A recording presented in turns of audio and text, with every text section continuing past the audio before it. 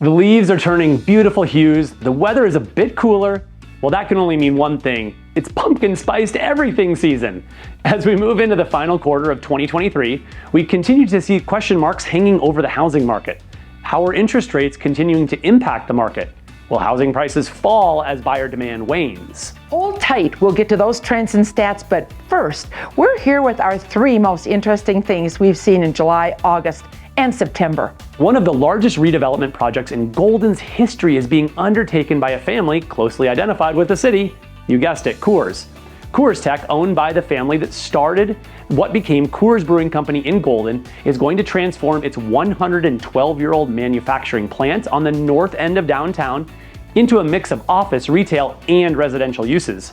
The roughly 1.3 million square feet project is expected to take 10 plus years to complete and will fill about 5 city blocks over 12.4 acres. It's a lot of space. All or parts of the site's oldest buildings will be incorporated into the project, which includes plans for apartments, a 150-room hotel, and CoorsTek's global headquarters. The company-owned development is committed to making a portion of the apartments affordable housing and provide at least $1.5 million for an arts district. That's great. They are also committed to making 40% of the property open space. Even better. This makes for a very exciting addition to an already vibrant community out in the foothills, and we look forward to following along with you in the progress. It's been nearly 2 decades since Commerce City entered into a partnership with Kronke Sports to bring the Colorado Rapids to the municipality northeast of Denver. It was a deal filled with promises to turn empty land into what Commerce City hoped would be its shining jewel, a professional sports team playing in a modern stadium surrounded by places where people wanted to live, work, and play. But today there's a 16-year-old stadium along with a civic center, a police station, and fire department, where the only reasons people visit the area are to attend 17 Rapid games a year or pay their traffic fines. The project sat dormant for a long time, but was recently resurrected by Kronke Real Estate Development, only to be met with pushback from the city over a 3-way land swap that definitely favored the multi-billion-dollar Kronke enterprise. The future of the prospect may end up being shaped by some local college students via an annual competition, the Rocky Mountain Real Estate Challenge, organized by NIOP, a professional real estate development association. The competition features graduate-level students in real estate programs at CU Boulder and Denver. Students are tasked with developing comprehensive designs for a property of interest, working in small teams to develop concepts for the site. The best teams from each school then go head-to-head in a final competition where they will present their prospects to industry experts who then decide which proposal is best for the site. Victory Crossing has been identified as a finalist in the contest, pending approval from KSE and the City of Commerce City. We will also keep you appraised of the exciting developments as things, hopefully, move forward. Retired Denver Broncos quarterback Peyton Manning spent $5.3 million in September to buy a 3,582 square foot home in Cherry Hills that's located near his current home that he has been in since 2012. According to sources, this was a business decision, not a personal transaction, and he does not plan to move into the home or tear it down to build a mega mansion. Interesting to note, Manning purchased his current home back in 2012, which is an impressive 16,000 square feet, for a mere $4.6 million. Hard to believe now a home less than a quarter of that size would command the same price tag. There must be something special he sees in it. Maybe it's going to be a carriage house for his near equally famous brother Eli. I'm probably not alone in saying the Peyton Manning news is more interesting than the Broncos right now. Ouch! Okay, now it's time to turn our attention to the trends and numbers. Kathy, what changes are we seeing in our housing market right now? Newsflash! We're seeing interest rates continue to rise, close to 1 full point since the end of June, up to a range of 7.5 to 8%. While rates are high, we recently were reminded that in any market move, because of the 5 Ds, diapers, diamonds, diplomas, divorce, and death.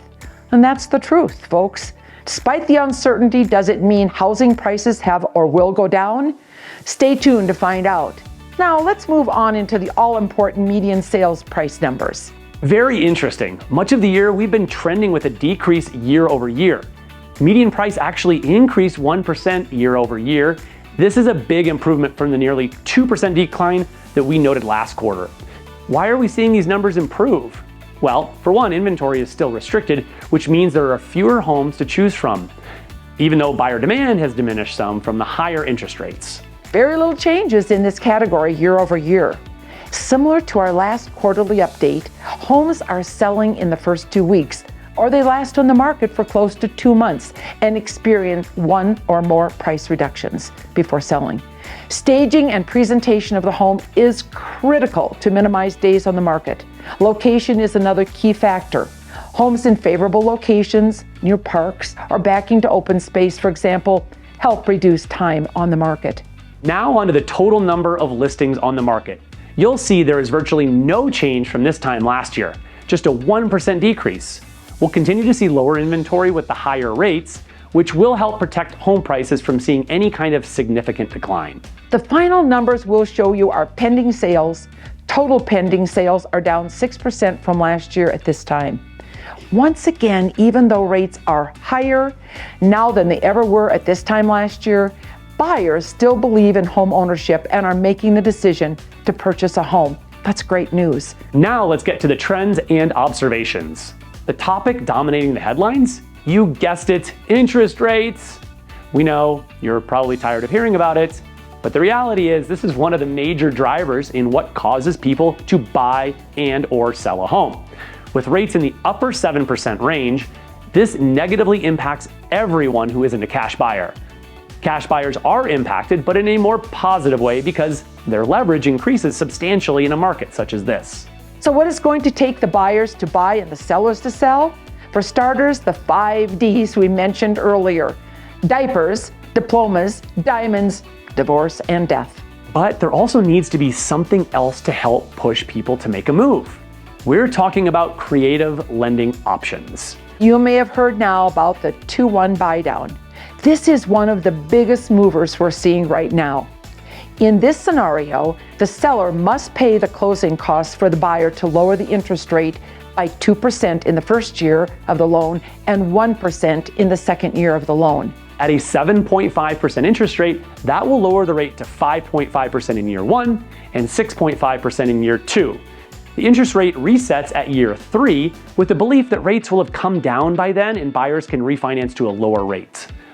The amount of closing costs is based on the loan amount. So, for a $750,000 house with a 20% down payment, the necessary closing costs would be about $14,500. And that would be negotiated upfront with a seller.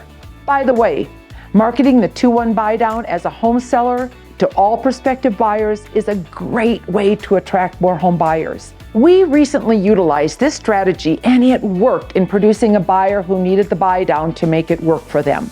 Another lending option is for a buyer to obtain a FHA loan, a government-insured loan. This type of loan only requires 3.5% down payment. Rates are very competitive compared to conventional financing, and buyers can qualify with lower credit scores. Another recent change, 2 to 4 unit properties. Think duplex, triplex, or quadplex. If purchased as a primary residence, now has only a 5% down payment requirement. So, for you house hackers, you can live in one unit, rent the other, and only put 5% down. This is amazing. Be creative. Whether you're thinking about buying a home or selling a home, we can provide a customized, creative strategy just for you. Creativity is definitely winning right now. We love bringing you our 3 most interesting things plus quarterly housing market update. If you get any value from this and you're thinking about buying or selling a home in the next 1 to 2 years, our team would love to be your real estate resources of choice. Reach out to us at info@nelsonteam.com. We're ready to help.